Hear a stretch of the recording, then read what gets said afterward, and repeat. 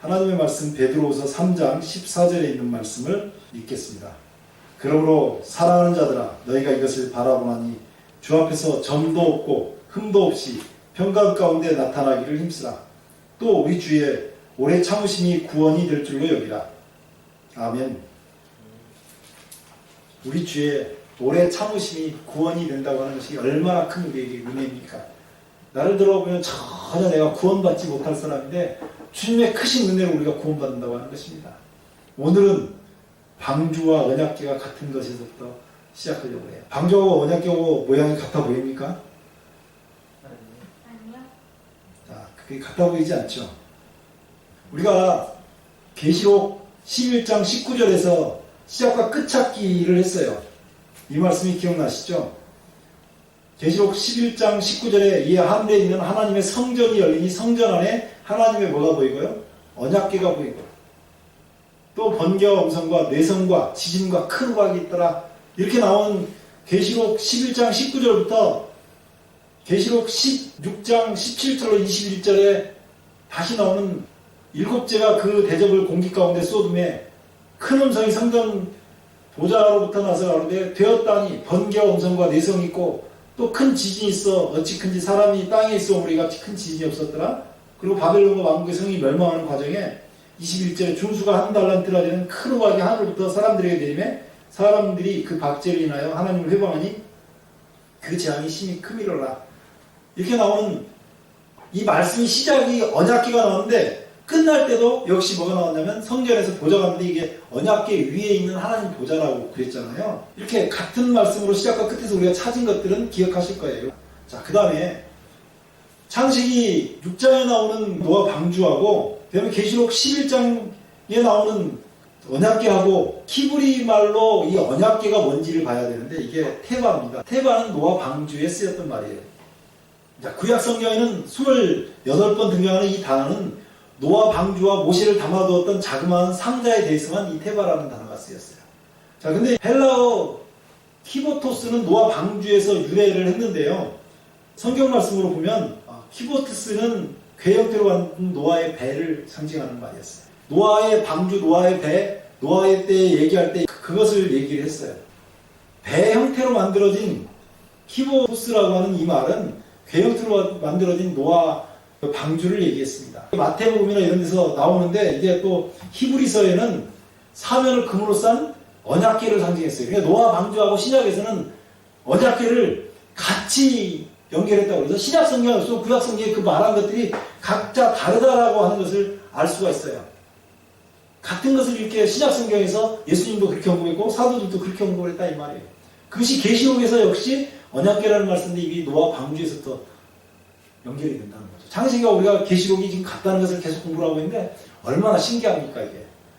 이렇게 하나님 말씀은 정확하게 해석할 수 있는 근거를 들어주시거든요. 자, 계시록 우리가 12장에서 이미 공부했던 부분입니다. 계시록 12장에서는 여자가 아이를 해산하려고 그러면 용이 삼키려고 했던 그 역사를 우리가 봤고요. 미가엘과 그의 사자가 용과 그의 사자가 싸우는 역사를 봤어요.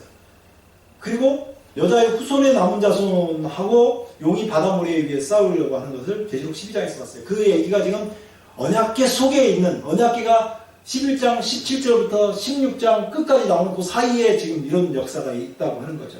선과 악이 싸우는 모습을 보시라고 하는 거예요. 계시록 13장에서는 666이 등장합니다. 그 666과 그 666을 추정했던 세력들이 나오는 거죠. 계시록 14장에서는 14만 4천인이 등장해요. 그러니까 이게 굉장히 잘 짝이 맞잖아요. 숫자를 지금 일부러 숫자로 표현한 것입니다. 14만 4천인이 등장하잖아요. 근데 노아 방주 때는 노아와 그 가족들하고 온 땅에 있는 모든 사람이 서로 대치점에 있었어요. 그러니까 노아와 그 가족들은 방주 안에 방주를 짓고 방주 안에 들어간 사람들이고 온 세상에 있었던 나머지 사람들은 전부 노아를 조롱하고 세상에 하나님께서 이렇게 말씀하실 정도였어요. 여호와께서 사람의 죄악이 세상에 관영한가 그 마음에 생각의 모든 계획이 항상 악할 뿐임을 보시고 땅에 사람 지으셨음을 한탄하사 마음에 근심하시고 세상이 이 지경이 됐다 이 말이에요. 이렇게 심각하면 하나님께서 어떻게 해야 되죠? 세상에 하나님께서 이때 뭐라고 말씀하셨냐면 이제 사람이 육체가 되니라. 육체가 됐다는 말은 다른 말로 더 이상 죄를 지어가지고 구원받을 수가 없다. 그러면 어떻게 해야 돼요? 멸망시켜야 되잖아요. 이제 더 이상 하나님께서 구원의 가능성이 없다고 보신 거예요. 죄다. 너무나 세상이 악해가지고 여기 나오잖아요. 그 모든 게 항상 악할 뿐인 그 세상에 하나님께서 그러니까 이제는 120년 동안 기회를 줄래. 말이 지금 앞에가 안 맞죠. 우리 주의 오래 참으심이 구원이 될 줄로 여기라고 하는 말이에요. 내가 그러니까 오래 참을 거야. 이렇게 말씀하신 거예요. 사람이 구원받지 못하고 멸망받을 수밖에 없으니까. 그런데 그렇게 오래 참으면서 방주 준비할래? 그 방주는 누구야? 신실히 믿는 사람들이 방주를 준비하는 거죠. 근데 언약궤는 어떻게 됐어요? 언약궤는 하나님께서 직접 준비하신 언약궤예요. 그리고 방주를 120년 동안 준비하면서 그 사람들이 방주 속에 들어오기만 하면 구원받게 하시려고 하셨어요. 하나님의 자비가 얼마나 큰지 몰라요. 우리는 상상할 수도 없을 만큼 하나님이 우리를 사랑하셔요. 그리고 우리가 하나님의 사랑에 대해서 어떻게 반응해야 되느냐? 우리는 방주 안에 들어가기만 하면 돼요. 19살에 뇌암이 걸린 사람이 있었어요. 이제 한 3개월 동안 좋은 거나 먹이셔요. 무슨 소리예요 이게? 3개월 정도 앞으로 살 거니까 3개월 동안 먹고 싶은 거나 먹기 위해서 세상 뜨게 하라고 하는 거죠. 사형 선고가 내린 것입니다. 19살 먹은 아가씨가 이제는 자기 생이 3개월밖에 남지 않았다는 것을 생각하고 뭘 했겠어요? 뭘 해야 도대체 이 조기 조금 있으면 죽을 그 마음에 뭘 채워놨겠어요? 그래서 그때 나가서 이제 3개월 두면 다시는 보지 못할 저 꽃을 보는 거예요. 그때 코스모스가 아주 분홍색으로 빨간색으로 노란색으로 이쁘게 피었는데 그 코스모스를 보면서 다시는 못 볼 코스모스잖아요. 그거를 보는 거예요. 코스모스를 보다가 거기서 마음에 위안을 얻습니다. 은행님이 떨어지는데 은행님을 보면서 마음에 위안을 얻어요. 그러면서 거기서 하나님의 사랑을 발견합니다. 그리고 내암이 나와가지고 지금까지 살아계셔요. 60이 되셨는데. 하나님의 은혜죠. 3개월밖에 못 산다고 하는 사람이 하나님이 만들어신 자연을 보다가 하나님을 발견한 거예요. 나중에 성경을 믿고 예수님을 영접했는데 보니까 내가 은행잎을 보면서 내가 코스모스를 보면서 물이 흐르는 그 물줄기를 보면서 발견했던 그 하나님이 이 성경에서 말씀하신 그 하나님이라는 것을 발견했어요. 얼마나 기뻐요. 방주를 준비해놓고 들어오기만 하면 된다고요. 그게 은혜잖아요. 3개월 남은 사람에게 이제 뭐 하려합니까? 라고 물어보면 제가 한의사 선생님들한테 가끔 이 이야기를 해주면서 이제 3개월 남으면 뭐 하려합니까? 라고 물어보면 각양각색의 이야기가 다 달라요. 그래서 제가 그때 한 가지 가르쳐드려요. 이제부터는 제가 말한 대로 하시라고. 하나님은 인간을 섬기러 오셨으니까 하나님께서는 인간을 섬기러 오셔서 그 섬김을 받고 살라고 제가 얘기해요. 이게 신앙의 가장 기본적인 거예요. 우리가 자꾸 하나님을 섬기려고 노력하면 얼마나 힘든 신앙을 하는 것입니까? 그러지 말고 신앙은 누구를 섬기는 역사를 보라고요.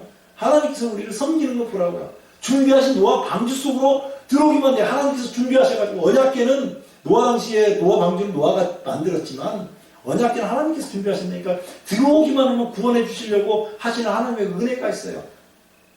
그것이 오늘날에 예수를 믿기만 하면 구원해 주겠다고 하는 약속이에요. 하나님께서 주신 것을 내 것을 삼기만 하면 돼요.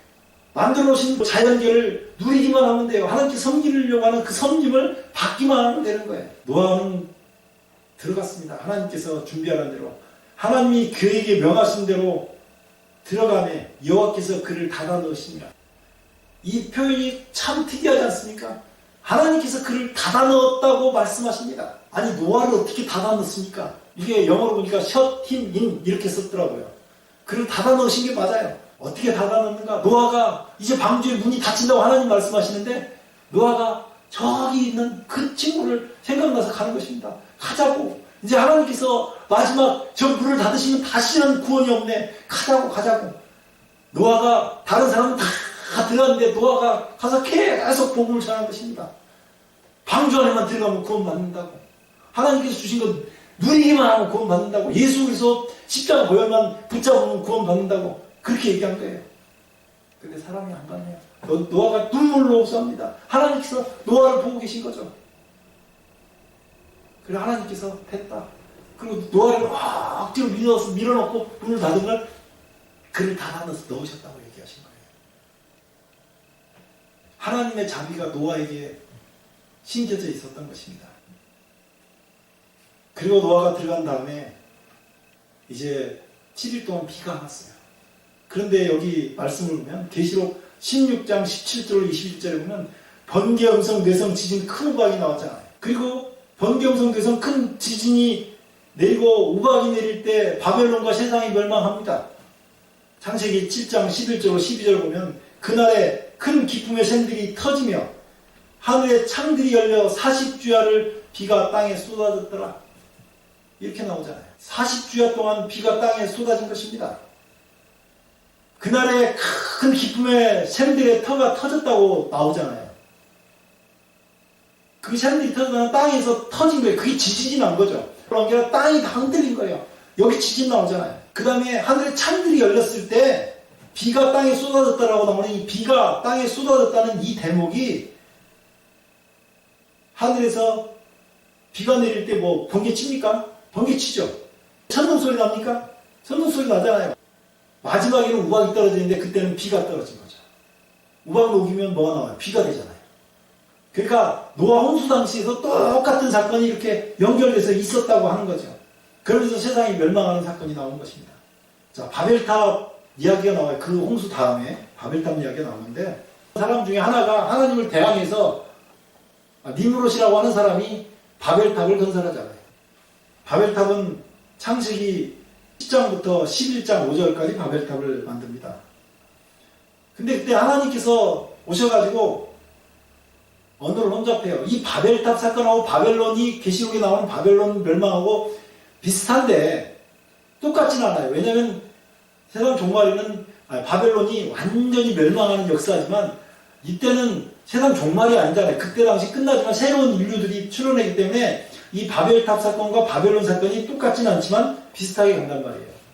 이 언어를 혼잡하게 한 다음에 족보가 나오는데 셈의 후예의 족보만 나와요. 예수님의 조상이 되는 셈의 후예들의 족보만 나와요. 거기서부터 누구까지 나오냐면 아브라함까지 나와요.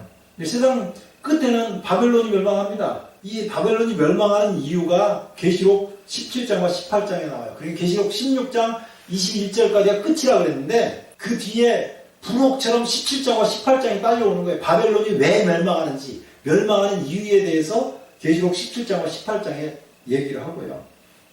바벨론과 세상이 멸망하는 것은 계시록 14장 8절에 경고했고 16장 19절에 멸망하는 사건이 나왔잖아요. 계시록 19장과 20장에 완전히 바벨론이 멸망하고 그 다음에 죄 없는 세상이 등장합니다. 계시록 21장과 22장에 마치 셈의 후예들이 창세기 11장 10절로 32절에 예수님의 조상만 등장하고 나머지 족속들이 안 나오는 것처럼 그 다음에 죄 없는 세상에서는 하나님과 관계 있는 사람들만 방주에 들어오라고 했을 때 방주에 들어가는 사람만 예수 그리스도의 십자가의 보혈을 붙잡은 사람만 거기 있다고 하는 거예요. 이렇게 해서 창세기를 1장 1절부터 11장까지 같이 비교해 보는데 다시 한번 볼 거예요.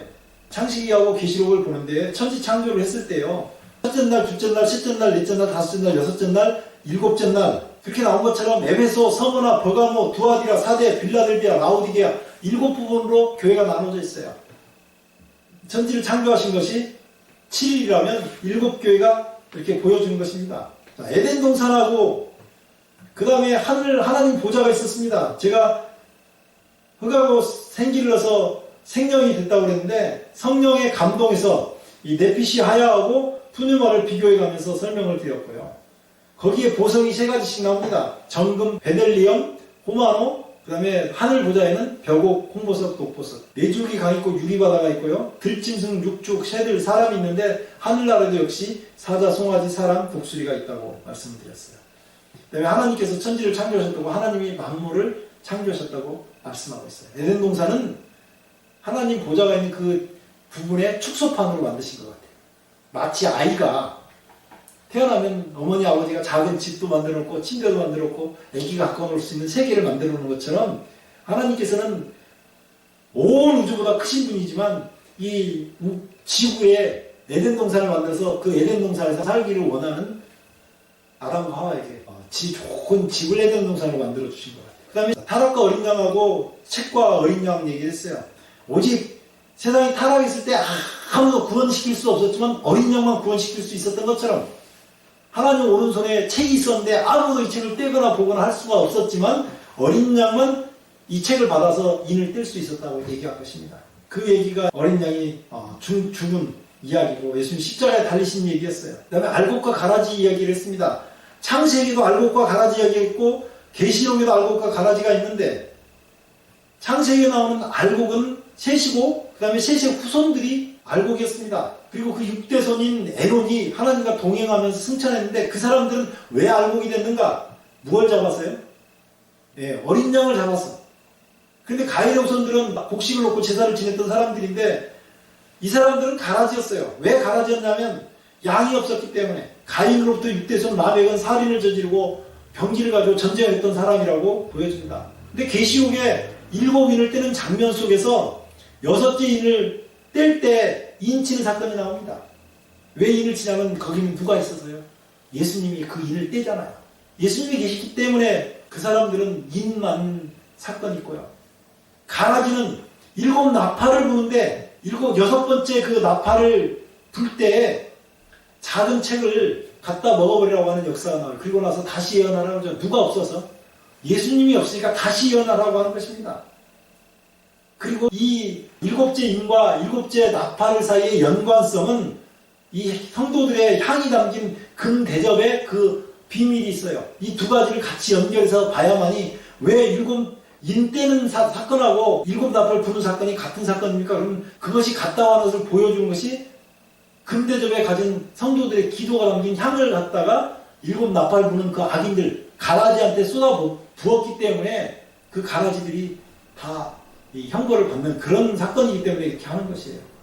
자, 그 다음에 우리가 오늘 저녁에 공부한 거죠. 히브리어 테바는 노아 방주를 가리키고 헬라어 키보토스는 노아 방주에서 유래해서 참 얼마나 신기합니까? 창세기와 계시록이 이렇게 같을 수가 없어요. 그리고 이 번개음성 내성 지진이 나온 거라고 그날에 기쁨의 샘들이 터져가지고 나오는 것은 지진 나는 거고 비가 땅에 쏟아진 것은 번개, 천둥 이런 것이 내리잖아요. 그래서 번개, 음성, 비 자체는 큰 과학으로 비교될 수 있다고 그랬어요. 그리고 나서 바벨탑의 세상으로 사람들이 흩어지는 역사가 나면 마지막에는 세상이 끝내야 되니까 흩어지는 게 아니라 불로 다 세상에 흩어진 사람들을 멸망시키는 것으로서 종말이 끝나는 거예요. 창세기와 계시록은 이렇게 같습니다.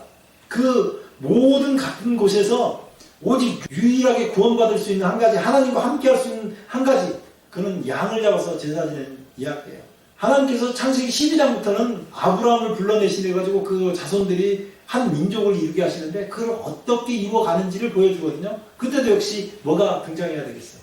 양, 예수 그리스도를 보여주는 양이 등장해야 정상이에요. 그러니까 오늘 우리가 창세기 11장까지는 이렇게 말씀을 볼 건데요. 양 없는 인생은 불쌍한 인생입니다. 왜냐하면 지금 모든 죄짐을 자기가 짊어져야 되기 때문에. 양이 있는 인생은 하나님의 은혜로 사는 인생입니다. 모든 것을 하나님께서 하시기 때문에 그래요. 한 아이가 아빠하고 길을 갔습니다. 그 아이가 아빠 손을 잡고 가는 거예요. 아빠가 손 잡아줄게. 그러니까 아이가 아니에요. 아빠 내가 손을 잡을래요. 그러고 가는 거예요. 그러다가 돌풀이 걸려가지고 탁 넘어졌어요. 왜요? 아빠가 잡는 손이 힘이 세요? 아이가 잡는 힘이 세요? 아빠가 잡아주는 그 힘이 세잖아요. 그러니까 넘어진 다음에 거봐 네가 나 잡으려고 그러니까 안 되잖아.